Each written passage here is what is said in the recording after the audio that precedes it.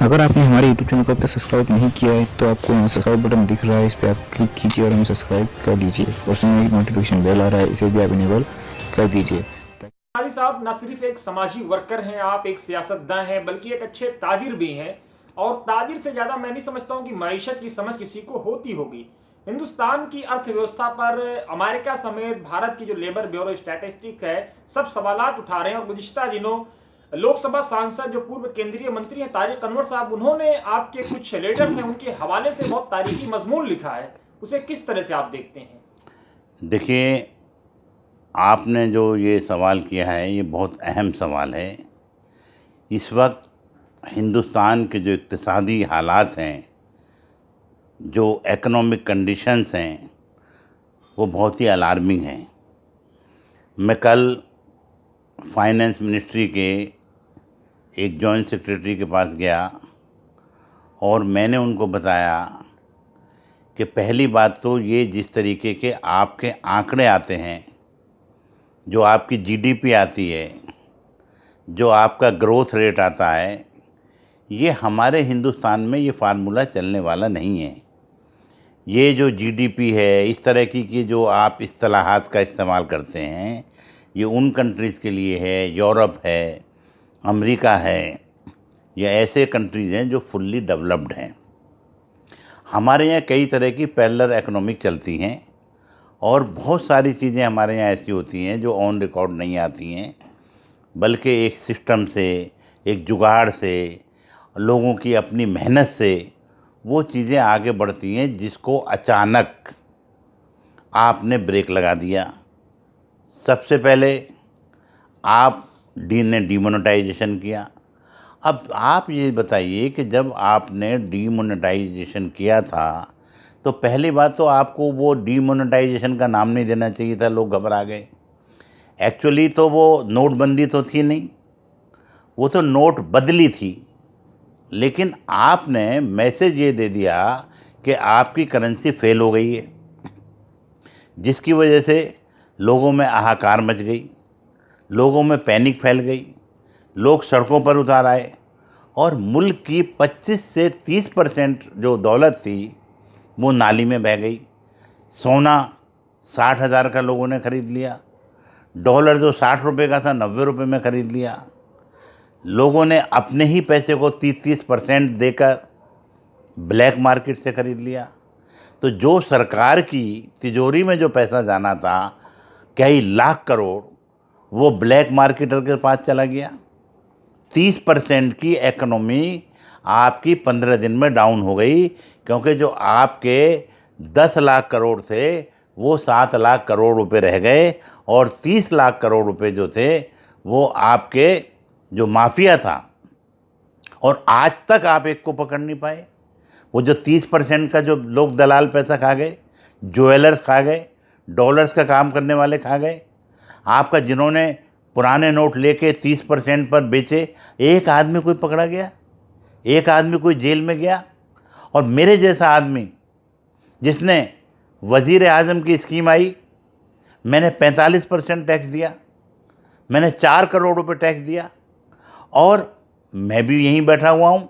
और जिन लोगों ने 1 रुपया टैक्स नहीं दिया वो भी आराम से बैठे हुए हैं।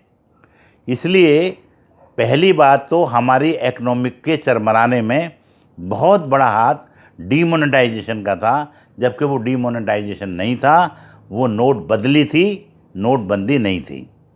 नंबर 2, हमारे यहाँ अचानक जीएसटी आ गया।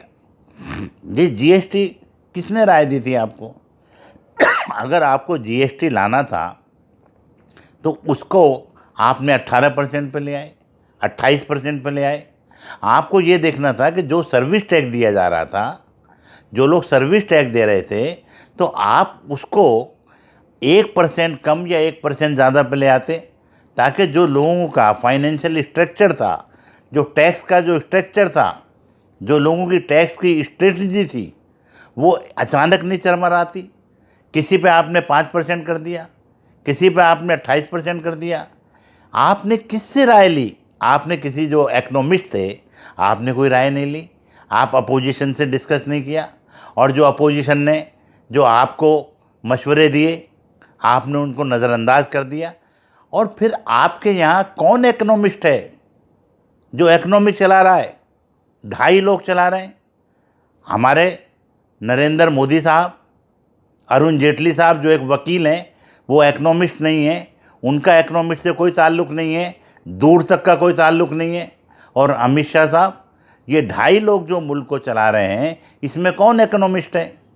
इसलिए दूसरी बात ये हुई कि जीएसटी की वजह से हमारी जो हालात हैं चरमरा गए। और आज मैं अपनी हुकूमत के लोगों को एक एडवाइस दे रहा हूँ कि आज आपने लोगों को इतना मजबूर कर दिया है कि आज मार्केट में तमाम माल बगैर जीएसटी के बेचा जा रहा है। आप किसी मार्केट में चले जाइए, वो लोग बगैर जीएसटी के माल बेच रहे हैं, खुले आम बेच रहे हैं, पहले से ज़्यादा बेच रहे हैं, जो कि बहुत ही लेथल है, बहुत ही घातक है, हमारी इकोनॉमिक को तबाह कर देगा। और मैं उन तमाम बिजनेसमैन से, चाहे मेरे बीजेपी से कितने भी इख्तलाफ हों, लेकिन हम मुल्क के वफादार हैं, हुकूमतों के वफादार नहीं हैं। आप बराए करम जीएसटी ईमानदारी से दीजिए। अगर आप जीएसटी ईमानदारी से नहीं देंगे तो हमारे मुल्क के हालात बेहद ख़राब हो जाएंगे। एक तरफ एम्प्लॉयमेंट नहीं है, दूसरी तरफ टैक्स कम आएंगे, तो हमारे हालात और ख़राब होंगे।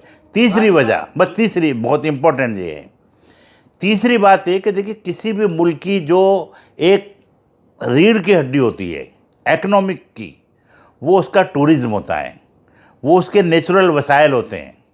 लेकिन जिस तरीके से पिछले 4 साल में मासूम लोगों को लिंचिंग के नाम पर मारा जा रहा है, छोटी छोटी बच्चियों के साथ बलात्कार किया जा रहा है, और बलात्कार किया नहीं जा रहा है जो लोग इक़्तिदार में हैं, रूलिंग पार्टी के लोग हैं, वो या तो ख़ुद रेप कर रहे हैं या रेपिस्ट को बचा रहे हैं, या जिन लोगों ने जो रेप के ख़िलाफ़, जो लोग बलात्कार के ख़िलाफ़ खड़े हुए हैं, उनको सता रहे हैं और रेप करने वालों को बचा रहे हैं, जिसमें बीजेपी के लोग हैं।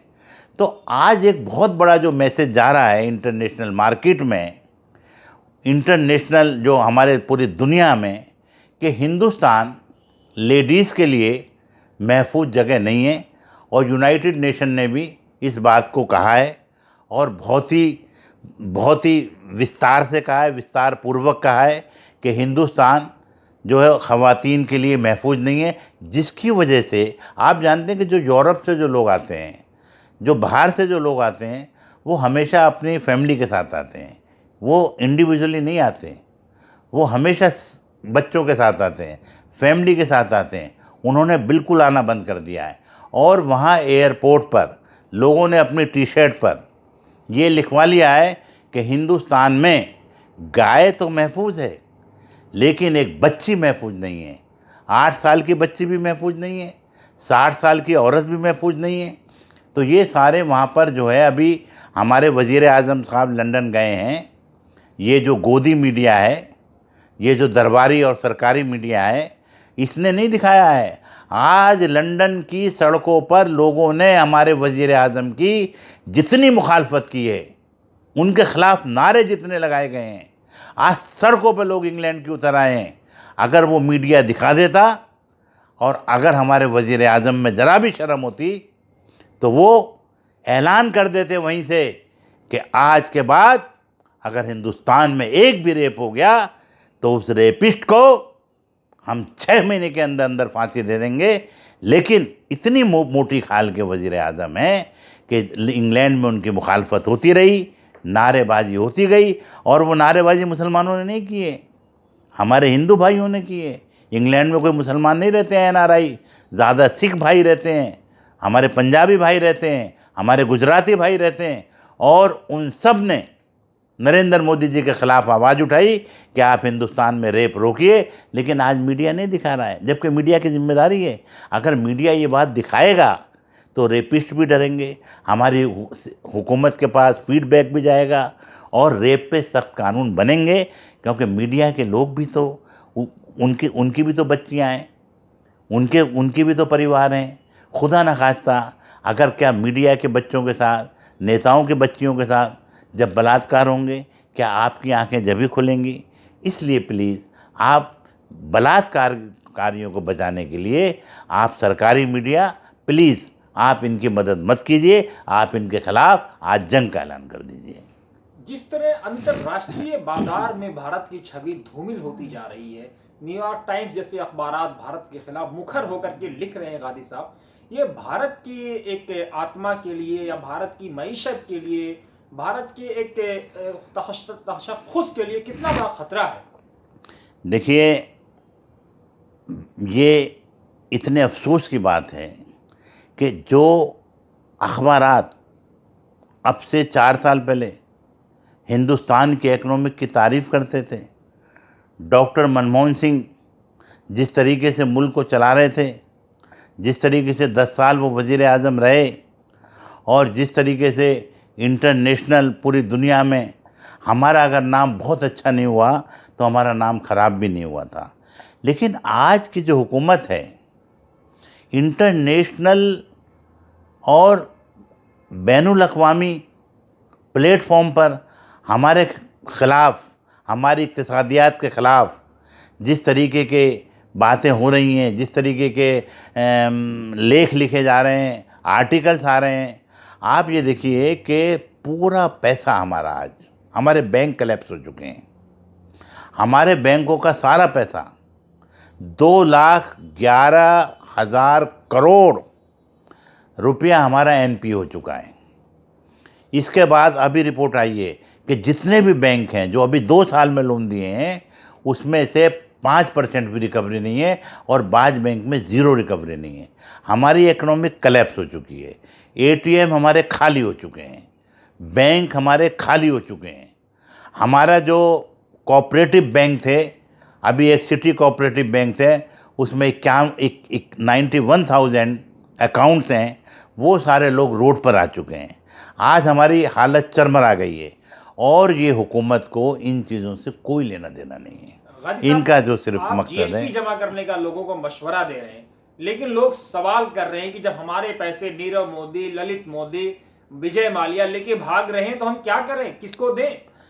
देखिए, ये बात उनकी बिल्कुल सही है और भागेंगे लोग। अभी तो पैसा लेके भागे नहीं है, ये तो आप 4 मिसाल दे रहे हैं। इससे 100 गुना पैसा लेके लोग यहीं ढीठ होके पड़े हुए हैं। नीरव मोदी, विजय माल्या, ललित मोदी, मेहुल भाई, मेहुल चौकसी, ये तो 4-5 जो हैं मगरमच्छ हैं। ऐसे हज़ारों मगरमच्छ, अजदहा, इन मगरमच्छों के भी बाप अजदहा हिंदुस्तान में बड़े बड़े हुकूमतों का पैसा लेके, बैंकों का पैसा लेके डकार के बेहया की तरह यहीं पर पड़े हुए हैं और उनका कुछ नहीं कर सकते आप। ये बात सही है कि लेकिन हमें उस मुल्क में, हम मुल्क के वफादार हैं, जो गलत काम कर रहा है उसको करने दीजिए। इंशाअल्लाह उसके ख़िलाफ़ जो अगली हुकूमत आएगी उन लोगों के ख़िलाफ़ बहुत सख्त फैसले लिए जाएंगे, उनका अंजाम बहुत सख्त होगा और अगली हुकूमत जो आएगी वो ट्रीटी साइन करेगी कि अगर हमारे मुल्क में अपनी एम्बेसी कायम करनी है, चाहे वो इंग्लैंड की एम्बेसी हो, चाहे अमेरिका की एम्बेसी हो, तो आपको जो हमारे इकनॉमिक ऑफेंडर्स हैं, हमारे जो इक्तिसादी जो मुजरिम हैं, उनको आप हमारे हवाले करेंगे, वरना हम आपसे सफारती ताल्लुकात नहीं रखेंगे। अगर इस तरह की हमारी, लोगों को आप मशवरा दे रहे हैं कि लोग भारत में निवेश करें, भारत की मईशत को बढ़ाएं, लेकिन सवाल यह है कि मौजूदा अर्थव्यवस्था को देखते हुए अभी एक बड़े अखबार की रिपोर्ट है कि कई हजार उद्योगपति भारत छोड़ के इंग्लैंड, लंदन, जॉर्डन शिफ्ट कर गए। देखिए, लोगों को इस वक्त 4 साल में जब आप 4 तरफा मार मारोगे तो लोग क्या करेंगे? जो बिजनेसमैन हैं, जो काम करना चाहते हैं, जो देश को आगे बढ़ाना चाहते हैं, जो अपना बिजनेस करना, जब यहाँ बिजनेस के हालात ही नहीं हैं। पहली बात तो यहाँ के जो आपकी इंफ्रास्ट्रक्चर है वो ज़ीरो है, सड़कें, बिजली, पानी, पोल्यूशन, आपका क्राइम, वुमेन सेफ्टी, ये सारा आपका सिस्टम फेल हो चुका है। दूसरी बात, जो ईमानदार लोग हैं, जो बैंक से लोन लेना चाहते हैं, उनको लोन नहीं मिलता है। जो बेईमान हैं, जो फ्रॉड हैं, ख़ास तौर से जो आज नरेंद्र मोदी जी के आने के बाद जो गुजरात से ये फ्रॉड करने वाले जो चले आए हैं, ये सारा मुल्क को लूट के ले जा रहे हैं। और जो ईमानदार बिजनेसमैन हैं, हमारे जैसे बिजनेसमैन हैं, अगर हम 1 करोड़ रुपए भी आज अप्लाई करते हैं तो हमें नहीं मिलता है, क्योंकि हम वापस देने की नीयत रखते हैं। प्रधान सेवक के करीब भी नहीं है। प्रधान सेवक के करीब नहीं है। इसलिए ये जो लोग यहाँ से माइग्रेट बिजनेसमैन कर रहे हैं, बड़े बड़े बिजनेसमैन जो बाहर जा रहे हैं, ये वो हैं जो मुल्क का एक पैसा मारना नहीं चाहते। उनके लिए पूरी दुनिया में वो कहीं भी काम कर सकते हैं और वो काम करना चाहते हैं।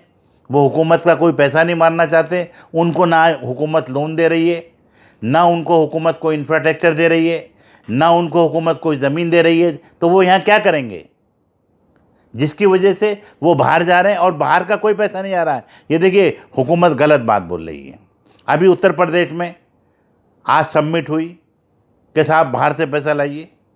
अभी मध्य प्रदेश में जगह जगह मैं भी एयरपोर्ट पे जाता हूँ तो मध्य प्रदेश, छत्तीसगढ़, ये सब सिर्फ देखिए, इन हुकूमतों की एक चीज़ बहुत अच्छी है, इनकी जो प्रचार सर्विसेज हैं, जो प्रचार तंत्र है, वो इस हुकूमत का, बीजेपी हुकूमत का जो प्रचार तंत्र है वो बहुत मजबूत है।